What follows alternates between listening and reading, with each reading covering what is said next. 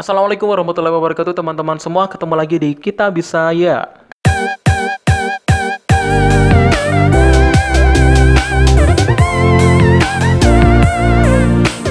Baik teman-teman semua, ketemu lagi dengan saya dan kali ini kita akan membahas ya tentang pertanyaan-pertanyaan yang sering ditanyakan pada tes wawancara untuk di pemerintahan, baik itu pemerintahan pusat ya ataupun pemerintahan daerah atau kabupaten. Itu nanti insya Allah soalnya hampir sama seperti ini gitu ya. Buat kalian yang belum klik tombol subscribe, silahkan klik tombol subscribe-nya terlebih dahulu dan juga klik tombol loncengnya supaya nanti kalian tahu notifikasi untuk video yang terbaru ya. Oke, langsung aja. Ini yang pertama. Jadi dari rekap wawancara CPNS untuk pemerintahan ya, pokoknya pemerintahan daerah, pusat ataupun kabupaten. Ini pemerintahan kota juga termasuk ya. Ini sangat bermanfaat karena semua soalnya hampir sama yang ditanyakan seperti ini gitu. Jadi Anda punya gambaran lah sedikit ya. Nanti ketika entah itu sama atau enggak, yang penting Anda udah punya gambaran, udah intinya seperti itu. Yang pertama nih, bisakah Anda mendeskripsikan perusahaan pemerintah, contohnya BNN, beserta profil dan sejarah singkatnya? Berarti Anda harus menguasai salah satu instansi pemerintah yang Anda anggap paham. Ya, jadi instansi pemerintah yang umumnya memiliki website tersendiri ya. Untuk itu pastikan Anda telah mengunjungi website resminya terlebih dahulu dan mengorek informasi sebanyak-banyaknya. Dan juga baca juga visi dan misi perusahaan atau instansi tersebut sehingga jika ditanyakan Anda bisa menjawabnya dengan penuh keyakinan. Itu kuncinya. Jadi nanti kalau misalnya Anda mendaftar di pemerintah kota Malang, kalau saya kan di Malang nih ya, pemerintah kota Malang, yaudah berarti Anda harus masuk ke website resminya Pemkot Malang. Nanti Anda pelajari nih visi misinya apa, tahun berdirinya kapan, bupatinya siapa, struktur organisasinya siapa saja, dan juga bagian-bagian dari pemerintahan itu apa aja. Kemudian apalagi ya? Ya profil sejarahnya lah, kegiatan-kegiatan yang dilakukan itu apa, itu pokoknya pelajari aja. Karena ketika Anda bergabung di pemerintahan seperti ini, mereka pasti membutuhkan profil perusahaan pemerintahan tersebut ya, supaya lebih detail seperti itu. Kemudian yang kedua nih, untuk apa yang menjadi motivasi Anda untuk bergabung di perusahaan ini, maksudnya di pemerintahan ini gitu ya. Nanti pewawancara itu ingin orang interviewer ya, itu ingin mencari tahu apa yang mendorong Anda untuk melamar kerja di tempat ini. Selain itu, pewawancara juga ingin melihat sejauh mana tingkat keseriusan Anda. Nah, di sini adalah motivasi Anda untuk bergabung. Silakan jawab ya bagaimana. Misal di sini saya ingin mengabdi sebagai abdi negara, di mana saya juga adalah orang asli sini, Pak, misal gitu ya. Jadi saya harus bisa mengabdi di tempat saya atau di tempat kelahiran saya, ya kan? Dan segala macam lah intinya seperti itu. Atau mungkin saya akan berdedikasi untuk memiliki jiwa pengabdian lah yang lebih untuk melayani masyarakat, misal seperti itu. Nanti Anda cari juga jawaban-jawaban untuk jawaban-jawaban yang tepat ya untuk wawancara ya. Nanti takutnya ada beberapa jawaban yang mungkin lebih tepat ya. Ada yang tepat tapi ada juga yang lebih tepat. Jadi mungkin nanti interviewer lebih mengambil yang lebih tepatnya itu gitu ya. Oke, yang ketiga, ceritakan secara singkat tentang latar belakang pendidikan, kemudian pengalaman organisasi dan juga pengalaman bekerja Anda. Nah, jadi pada pertanyaan ini, pewawancara itu ingin mengetahui apakah Anda seorang pribadi yang aktif di masyarakat atau tidak. Sebutkanlah semua kegiatan organisasi yang pernah Anda ikuti agar memberi kesan positif di mata pewawancara.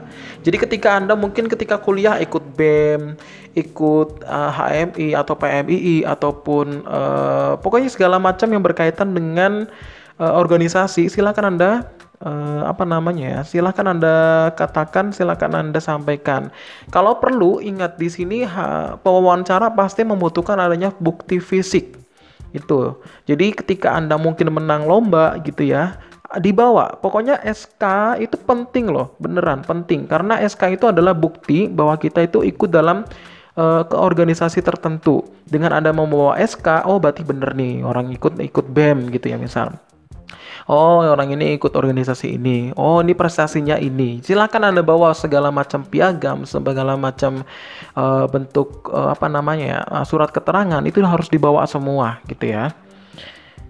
Kemudian yang keempat, apakah Anda memiliki kode etik profesi Anda? Nah, pertanyaan ini dimaksudkan untuk mencari tahu apakah Anda benar-benar memahami tanggung jawab. Ingat ya, kode etik di sini adalah tanggung jawab Anda sebagai ASN di bidang yang Anda yang Anda ambil kok jurus.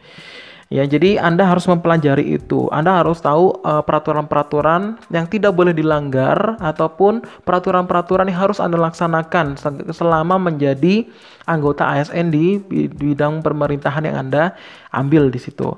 Jadi kode etik yang dimaksudkan di sini bergantung pada jenis profesi yang Anda gelutin. Jadi misalnya kode etik dokter, perawat dan sebagainya ya. Jadi tergantung pemerintahannya apa. Seperti itu. Oke, lanjut ya.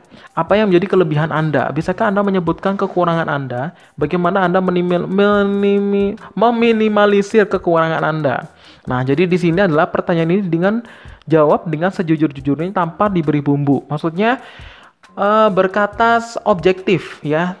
Berkata objektif diri Anda yang sebenarnya. Misal, kelebihan diri Anda. Saya bisa public speaking, saya aktif berbicara bahasa Inggris karena TOEFL saya 500 misal.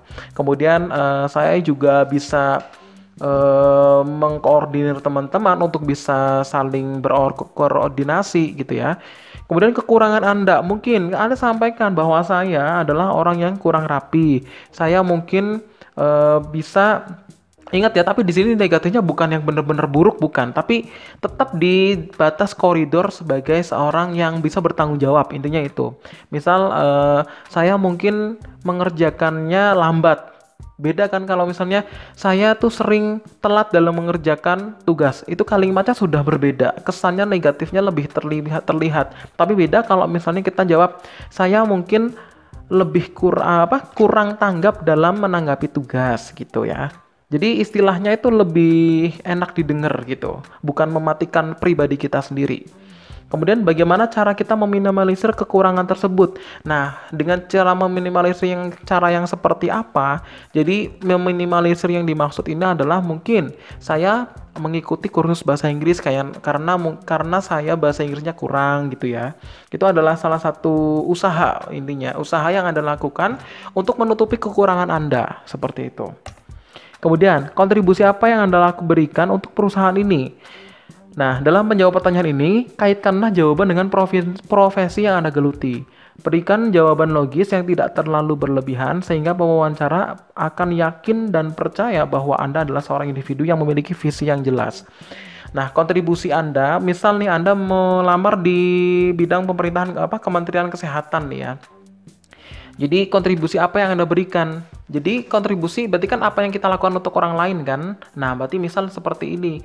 Saya akan melakukan sosialisasi secara gratis tentang permasalahan yang belum dipahami oleh masyarakat. Mungkin nih tentang pentingnya cuci tangan gitu ya. Pentingnya cuci tangan, misal kemudian pentingnya menutup wajah ketika bepergian dan segala macam. Anda jadi dedikasikan diri Anda itu sebagai orang yang benar-benar pengabdi masyarakat, seperti itu. Yang ketujuh, mengapa Anda ingin menjadi PNS meskipun gajinya rendah dibandingkan pegawai swasta? Ini memang benar ya. Jadi ketika kita bekerja di swasta, memang gajinya itu lebih tinggi di swasta daripada di pegawai negeri sipil.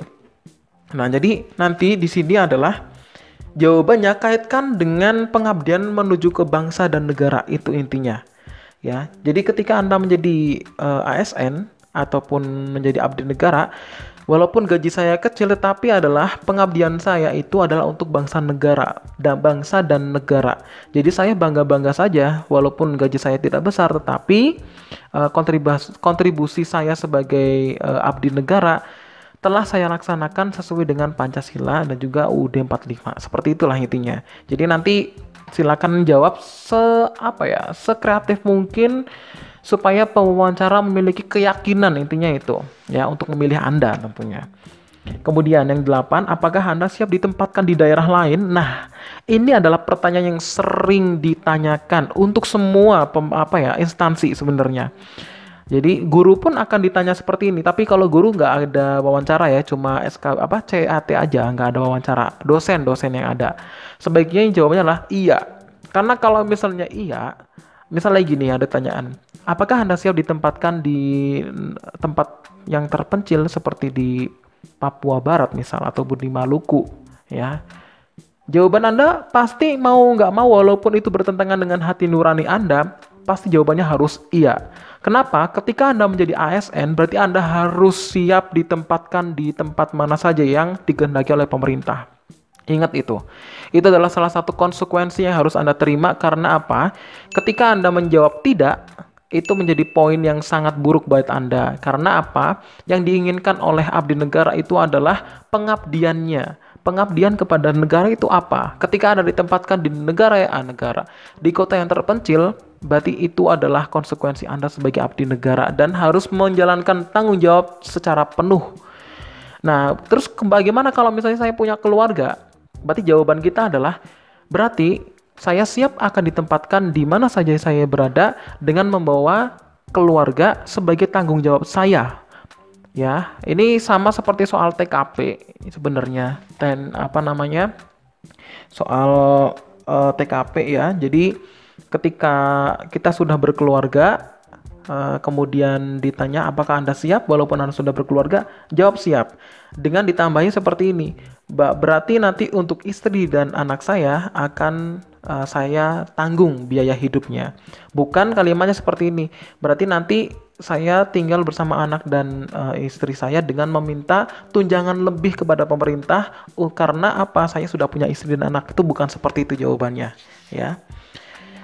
Oke, mungkin itu dulu teman-teman ya. Itulah sejumlah pertanyaan untuk wawancara kerja CPNS. Nanti silakan Anda filter lagi untuk pertanyaan-pertanyaan yang mungkin kurang mantap ya menurut teman-teman semua. Tapi insya Allah ini soal-soal yang keluar di instansi-instansi pemerintah ya. Oke teman-teman, mungkin itu dulu untuk video kali ini. Jangan lupa untuk klik tombol subscribe juga klik tombol loncengnya supaya nanti kalian tahu notifikasi terbaru dari video aku ya. Nanti akan kita lanjut ke formasi selanjutnya. Kita tunggu di video selanjutnya. Terima kasih. Assalamualaikum.